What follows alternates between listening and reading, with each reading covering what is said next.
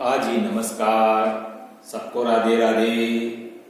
आज कक्षा 9 विषय गणित के अंतर्गत हम अध्याय 5 यूक्लिड की ज्यामिति का परिचय, इसमें हम कुछ सामान्य जानकारी के हिसाब से हम यूक्लिड के कुछ अभिग्रहित और यूक्लिड की अभिधारणाओं के बारे में अध्ययन करेंगे। ठीक है ना? तो अध्याय कौन सा है? 5वां है, यूक्लिड की ज्यामिति का परिचय। ठीक है, और कुछ सामान्य जानकारी इस प्रश्नावली से संबंधित इसके बारे में अपन कुछ अध्ययन करेंगे। जैसे सबसे पहले यूक्लिड के कुछ अभिग्रहित। यूक्लिड के कौन कौन से अभिग्रहित है? पहला है, वे वस्तुएं जो एक ही वस्तु के बराबर हो, एक दूसरे के बराबर होती है। यूक्लिड के कुछ अभिग्रहित, उसमें जो पहला है, वे वस्तुएं जो एक ही वस्तु के बराबर हो, एक दूसरे के बराबर होती है। दूसरा है, यदि बराबर को बराबर में जोड़ा जाए तो पूर्ण भी बराबर होते हैं। क्या है? यदि बराबर को बराबर में जोड़ा जाए तो पूर्ण भी बराबर होते हैं। इसी प्रकार तीसरा है, यदि बराबर को बराबर में से घटाया जाए, बराबर को बराबर में से घटाया जाए तो शेष फल भी बराबर होते हैं।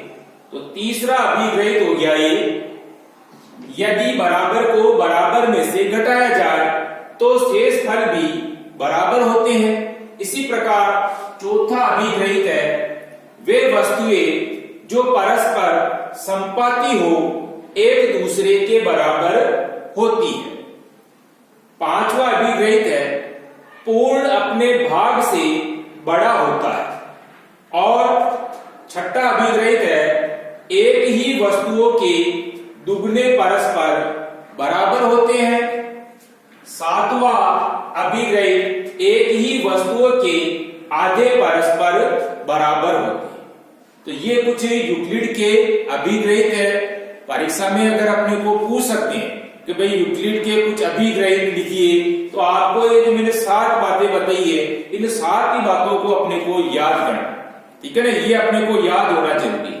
पूछ लेते हैं परीक्षा में भाई यूक्लिड के अभिग्रहित लिखिए, कौन कौन से यूक्लिड के अभिग्रहित है, तो हमारे को ये थोड़ा सा ध्यान में होना चाहिए। ठीक है? तो ये कुछ अभिग्रहित यूक्लिड के। इसी प्रकार यूक्लिड की अभिधारणा। अब यहाँ पर क्या है कि जैसे यूक्लिड की 5वीं अभिधारणा, यूक्लिड की 3री अभिधारणा, इस तरह से अपने को पूछ सकते हैं। तो अपने को क्या है कि ये जैसे कुछ अभिधारणाएं हैं, ये अभिधारणा भी अपने को ध्यान में होनी जरूरी। ठीक है? तो यूक्लिड की जो पहली अभिधारणा है, पहली अभिधारणा, एक बिंदु से एक अन्य बिंदु तक एक सीधी रेखा खींची जा सकती, पहली अभिधारणा। इसी तरह से दूसरी अभिधारणा है, एक शांत रेखा को अनिश्चित रूप से बढ़ाया जा सकता है। तीसरी अभिधारणा है, किसी को केंद्र मानकर और किसी त्रिज्या से एक वृत्त खींचा जा सकता है। अब परीक्षा में जैसे तीसरी अभिधारणा लिखने के लिए कह दी अपने को, भाई यूक्लिड की 3री अभिधारणा लिखो। ठीक है ना? तो अपने को तीसरी अभिधारणा ध्यान में रखनी, किसी को केंद्र मानकर और किसी त्रिज्या से एक वृत्त खींचा जा सकता है। इसी प्रकार चौथी अभिधारणा है, सभी समकोण एक दूसरे के बराबर होते हैं। 5वीं अभिधारणा है, 5वीं अभिधारणा महत्वपूर्ण भी। ठीक है ना? 5वीं अभिधारणा परीक्षा की दृष्टि से इंपॉर्टेंट है। परीक्षा में ज्यादातर 5वीं अभिधारणा पूछी जाती है।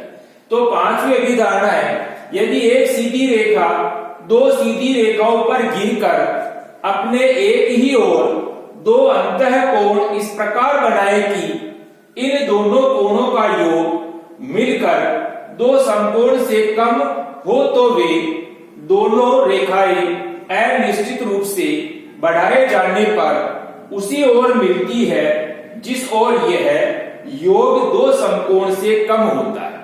ठीक है ना? अपने को इस तरह से ये जो 5 अभिधारणाएं है, ये 5 अभिधारणाएं अपने को ध्यान में रखनी।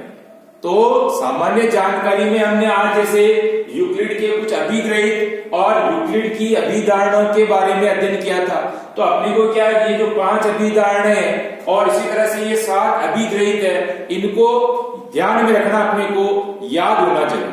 ठीक है। अब आप HW में भी क्या करेंगे, ये जो मैंने कुछ अभिग्रहित और अभिधारणाएं जो बताई आपको, ये अपने को HW की कॉपी में लिखना भी और इनको क्या करेंगे अपन याद भी करें, ठीक है ना, याद भी होना जरूरी है और अपने को HW की कॉपी में लिखना भी, ठीक है। तो यूक्लिड के कुछ अभिग्रहित और यूक्लिड की अभिधारणा, ठीक है, HW में अपन लिखेंगे और इनको याद करेंगे, ठीक है। धन्यवाद। राधे राधे। जय श्री कृष्णा।